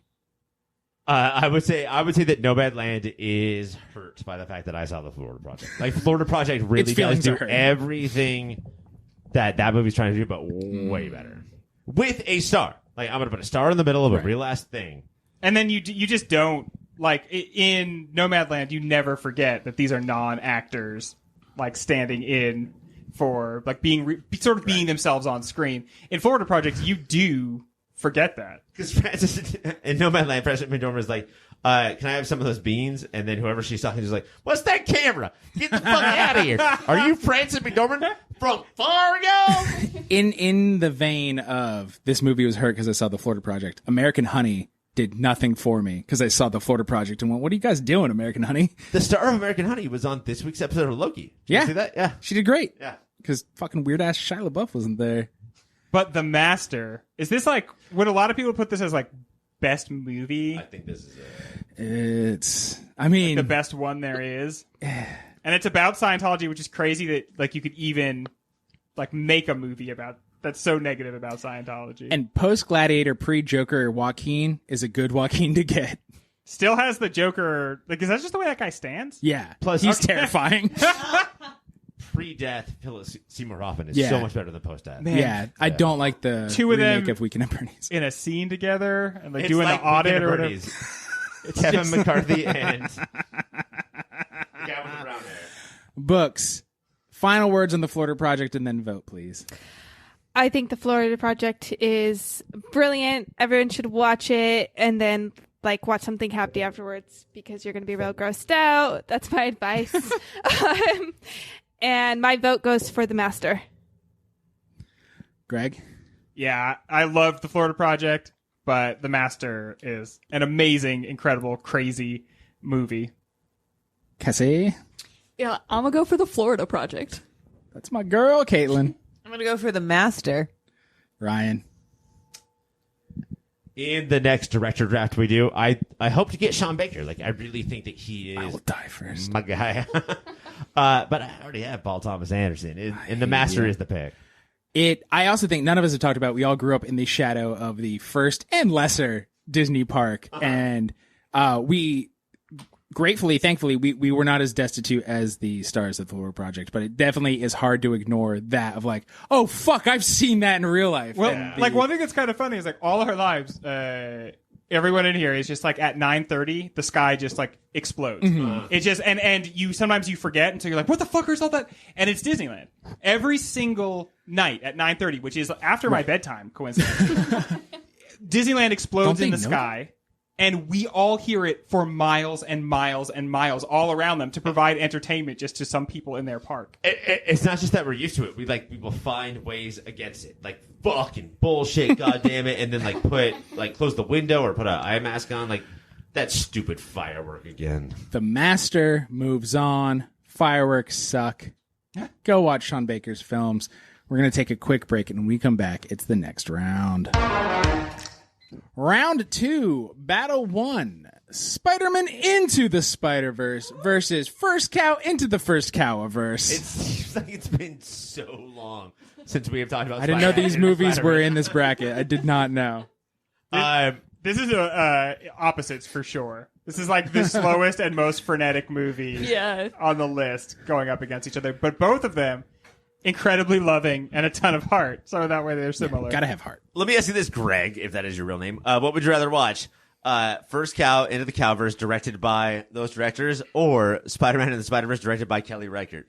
I would like to go into the cookie verse. I want to see like all the different cookies from like different times and stuff. Because Oatmeal, I think that Grandma. I think he's pretty much the same in every time, but I bet there's some like maybe like in Ratatouille times where he's able to be a famous baker, and that would just be so nice to see. Some And a of rat. those. Yeah, and also a rat to boot. You know, and how are you going to possibly figure that out if you're a rat but you also want to be a cook? Well, what you got to do Nobody's is ever made a movie about it. climb up on somebody's head, right? Pull their hair to control their bodies, which is how It's it works. horrific. Do you guys ever think about like the other verses? Like, what if there was Into the Mike verse and they all land there at the exact same time, and all at the same time they're like, "What? Who? You're fat. Where's Ryan?" That's how they would act. I've lived that. You guys Yeah, did we that did on the- my bachelor the party. D&D Into the and I didn't know Mike-verse. Into the Spider-Verse was such a hurtful roast on Peter Parker. But if you were to say which would I want to watch right now, which is a question that I like and you guys do not like when I ask, but if we were like, okay, everybody, we're going to watch a movie right now, we could either put on First Cow or Spider-Man Into the Spider-Verse. Is there any world in which someone's like, hey, man, put on First Cow? It's fucked up that we're in a group doing this, right? Like, nobody's just like group setting First Cow. But with Spider-Man, like, if you had a tough day at work, Into the Spider-Verse. If you had a great day at work, Into the Spider-Verse. right? If you're in the middle of work, Into the Spider-Verse. If you're drunk or high, Spider-Verse. Sobering up, Spider-Verse. I think Greg's question is bonk ass shit. Who cares what you want to watch right now? But there's no You asked it. There's no way that First Cow is moving on. Let's just be adults about this and move on the comic book cartoon. Who raises their hand for First Cow? I will vote for First Cow. I love the bravery. Brave and you soul. know I love Spider-Man. Yeah, you own the hoodie. Into the Spider-Verse. It's such a cool movie. It's not that First Cow beats it by a lot, but I just like, there is so much to First Cow. There is so much to think about. There is so much that's unanswered, and that's more interesting to me Than than many Spider-Mans. and there's a lot of unknown in the Spider-Verse as well. Alchemax, like, are they going to talk more about that company? I just wonder. But ultimately, like, First Cow makes me excited to like movies in a way that's just slightly more than Spider-Verse. Also, in First Cow, Cookie threw a bagel at the cow, and it did not say bagel on the screen. Like, You just failed, Kelly. You Filmmaking fucking 101. failed. Spider-Verse moves on. And it also, I think, defines pop filter a little more than first cow. First cow, it might be too new. I think you might be wrong. I think. Anyway, let's move on. It's a new era, Mike. How about that? Round 2, battle 2 is Terrence Malick's Tree of Life versus Alfonso Cuarón's Aroma. This is tough stuff. I was just going to start forcing votes. This is probably the two best movies in the bracket. Like, if I said First Cow makes me like excited to like film, Tree of Life and Roma might be 1 and 2 for movies that like do that. I do. Earlier I said Mad Max Fury Road is everything a movie should be. I think Alfonso Cuarón, Terrence Malick is like, fucking think, be a little confused. And Alfonso Cuarón's like, I'm going to tell a beautiful story.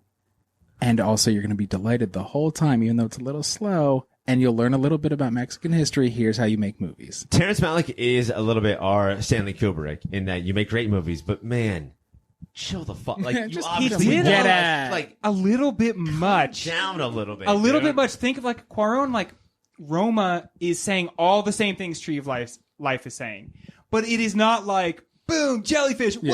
Oh, and this is a sperm. Boom! Is this an asteroid or is this sperm going into an egg? You don't even know. And do you remember in Roma when we had that entire organic, beautiful story about a woman who worked at a house, and then instead of dinosaurs, we had that like one shot of like the riot outside. Yeah, the Yeah. revolution. We Yeah, earned that shit. It wasn't like, Yeah. and now dinosaurs. It does feel like I would believe if both of them, Malick and Cuarón, were in a screening of 2001: Space Odyssey, and Malick's went, I'm going to do that too, and Cuarón's like, I don't fucking need to do that Yeah. for mine. And I'm glad both types of movie exist. I'm not. One should be burned. But it ultimately, thing to when say. it comes down to ranking them, I find that I do default to like, well, Roma kind of did fewer movie tricks and kind of just instead like just believed in itself a little bit more, believed in the authenticity of its story, believed that it could be universal without literally showing you a picture of the universe. You know what I hate about me, Greg? So much. Yeah, dude. Cuarón has so many more great movies, but like I'm leaning towards Malick because after this he went off the deep end. Like he's so Yeah, dumb. what's that Like, he's fucking so fucked up. Javier Bardem one that blew? Yeah. Oh, that's books about Roma, Roma. or Tree of Life. Thank you, Greg. Roma. Ryan. Tree of Life. Cassie. Roma. Caitlin. Roma. Roma moves on. Round 2, battle 3 is Mad Max Fury Road versus Moonlight. Again, they all hurt, folks. They all hurt.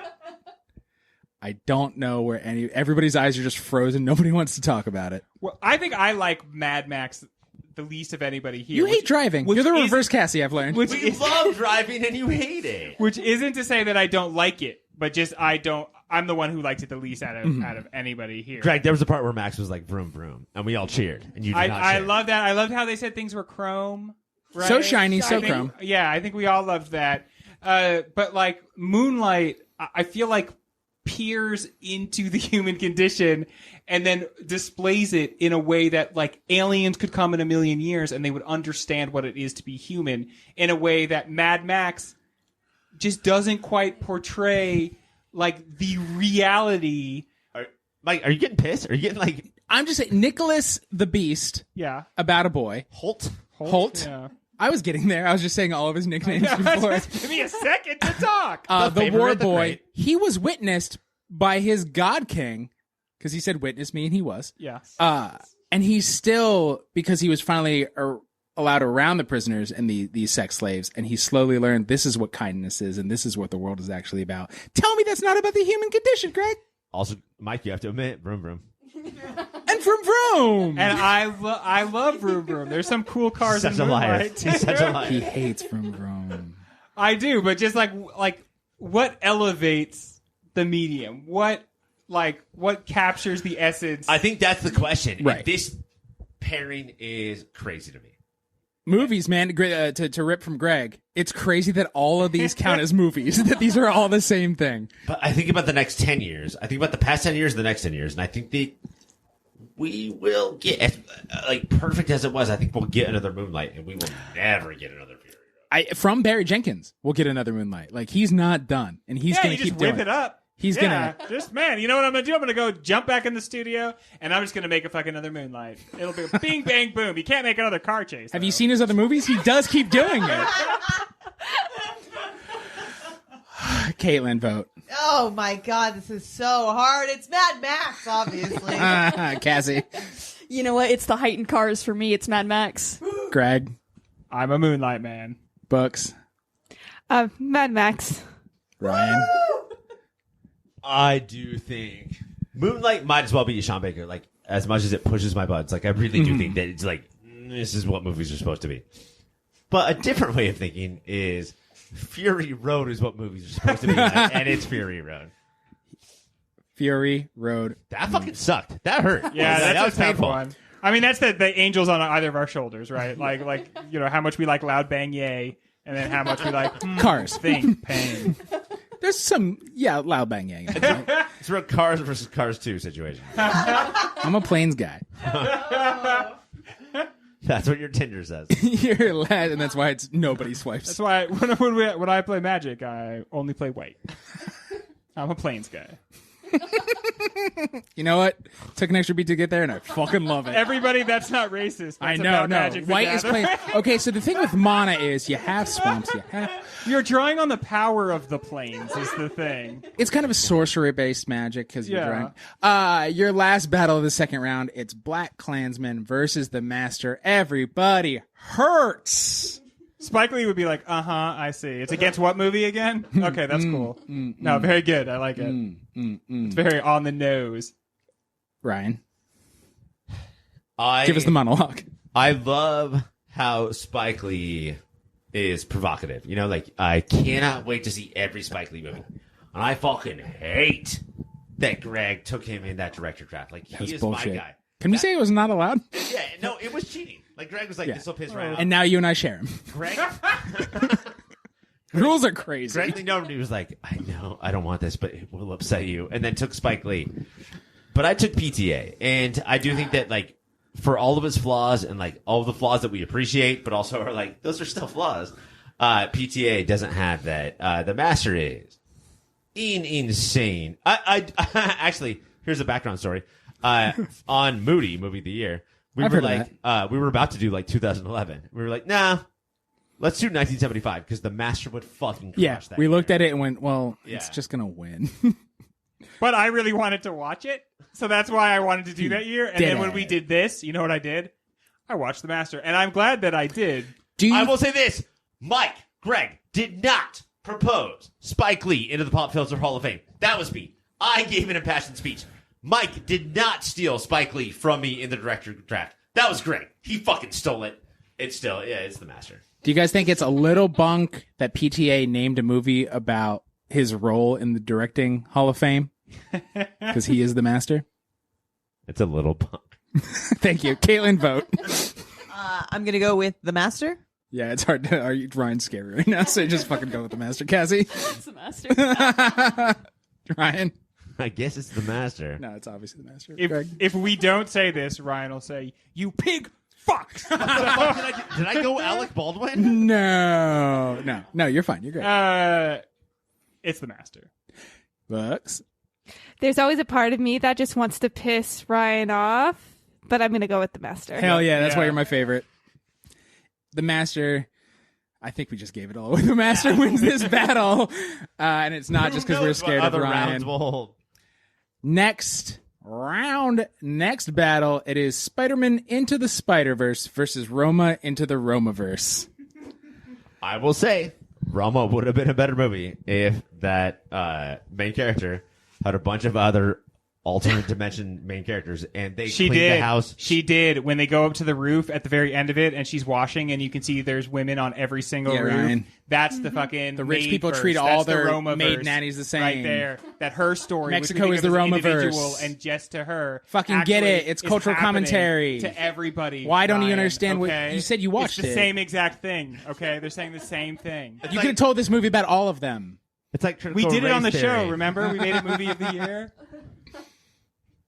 What? I feel like I said my thing. Yeah, but we were talking over you. So I haven't nobody heard talked what you were saying. Books, vote. Roma versus Spider-Verse. Shit. Spider-Verse.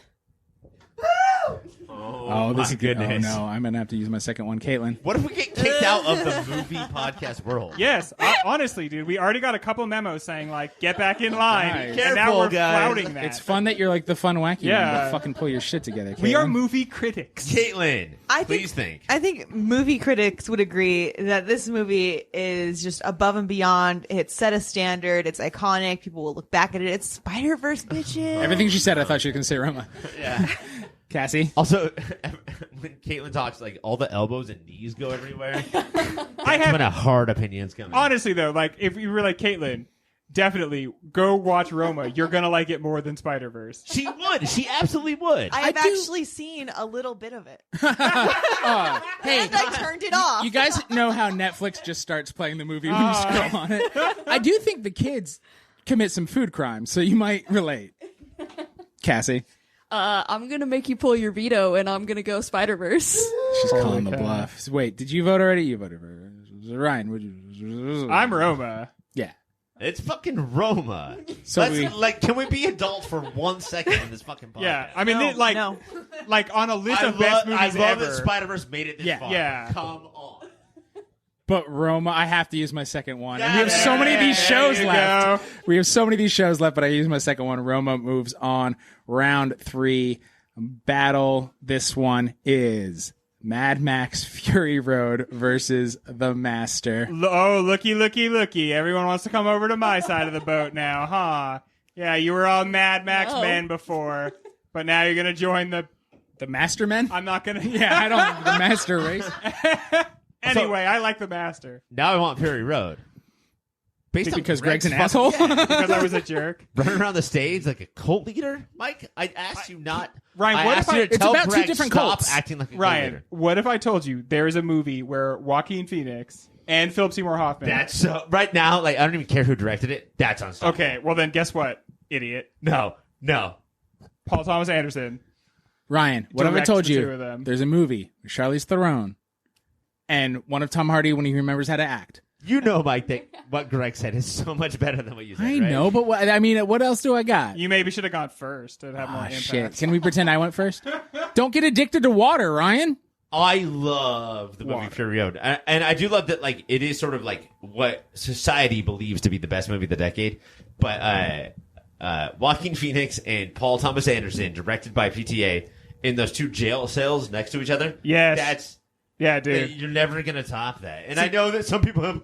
Oh, my guitar has fire. What we have to decide is, do we simply reflect perfectly the pop culture understanding, or do we lead perfectly the pop culture conversation? And I think that now is a moment where we have to sort of take the lead a little bit, because a lot of people are going to say it's Mad Max, or they'll be confused and they'll say it's Mad Men, and because they haven't been following it, for a while, right? No. But You're this such is a when, pig fuck. This is when we have to put our arm around everybody and say, "Come on, champ, The other thing too is that like I'll take you to a good movie." we have talked so much about Stanley Kubrick casting Tom Cruise, Yeah. or casting Ryan O'Neal, but like he cast Joaquin Phoenix and Philip Seymour Hoffman in those roles, and they were like, and he just whispered to the both of them, "Nobody likes you, nobody likes you," and then just let them do their thing. It's weird how the truth The hurts. Master, nah. I also think that you could have made The Master a play, and those two could have switched the role every night. Oh, I love that shit. Oh, shit. Books, I'm going to need your vote. The Master. Caitlin? Mad Max. Cassie? There's an ideal bracket that would represent 10 years of movies, and it's Spider-Verse versus Mad Max. So Mad Max moves on. Ryan and Greg, you could just say it together. The Master. I was going to, if I had a vote, is Jesse Plemons? He's in The Master? Yes, everybody is in. Mr. Robot's in it. Kevin, The lead singer of Queen. Christian Slater. Rami Malek. The Master moves on. Look at us being a normal ass fucking movie podcast. It's Roma versus The Master. Heyo. Mike, when you think that being weird is cool, then maybe it's not that cool. Yeah. Fanny pack. I haven't worn a fanny pack in years. I think for me, this is. I have a satchel now. This is 1 and 2 of movies. But what is one, Greg? But what is one? Say it right now. It's The Master. I think it's The Master. I think that it says more. It barely manages to say more interesting things than Roma. Roma is this is how filmmaking works. Like, this is how, like, it should be taught in film school. Like, this is the best thing that has ever happened. The Master is why podcasts work. Like, we will never, like, we could have a show about The Master. We had a show about Roma. We will never stop talking. Like, The Master is my favorite director. This is his best movie. It really is his best movie. Books, what are you voting for? Roma. Ooh, 2-1, Cassie. Roma. Oh, 2-2, Caitlin. Roma. I'm using my last one. I got nothing for TV comedy. The Master fucking has to take this down. It ends it here, and it feels so right. You are a fascist, my friend. Look, I believe in love how democracy this until it show obviously is- doesn't work. It's always prefaced with your vote counts, and every time Yeah. we realize, no, it fucking on doesn't. it. Oh, I just vote say in that accordance with what we you want. guys don't see and how many it mirrors there counts. are, and when I say that, I'm looking in my own eyes and say, your vote counts. This will be fun for you. For you. You did the for right. you. You did the right thing in the wrong way, but you did the right thing. This is like when you look at this list of movies, The Master goes, "It's me," and then when you watch The Master, you're like, "Okay, now I know why that word was singing." Look, to me. if it couldn't be Fury Road, it had to be. The other thing is that Fury Road is like, it's so out there. Like, it's not going to be forgotten. I feel like Roma is sort of on that borderline of getting forgotten. We brought it back, guys. No, I mean, it's not But the best. Master, okay. I The was Master like, won, the but Master, yeah. good. Thank you all for listening. Caitlin, give a little plug. You should listen to Unnatural 20s. It's where Books, Cassie, and myself all hang out. And it's where we leave the fate of each episode up to the rolls of a D20. It's a 20-sided dice. It's really fun. We talk about 20 cool different topics and about going through our 20s. And most of them, you guys Woo. talk about how Kelly Reichardt versus Terrence Malick, like, right? we That's talk a lot your about shit. directors. Because we know a lot of them. This. Do you guys, sometimes she goes Maya Rudolph. Do you guys ever know this? Yes. Sometimes I talk about Maya Rudolph. that was a good character. That was like a fully realized person that she just became for a second. Less the scribe, more that. Okay. This has been a Pop Filter Podcast joint anniversary show. In the future, we're doing TV comedy, TV drama, Can I and just a congratulate mixtape. everybody on the show for not having to tell anybody on this episode what pop filter means to them? That was awesome to not have to say that. Oh, I forgot. We'll do that next time. Until then, keep watching those movies. Oh, that's what we say on the other show. We did it.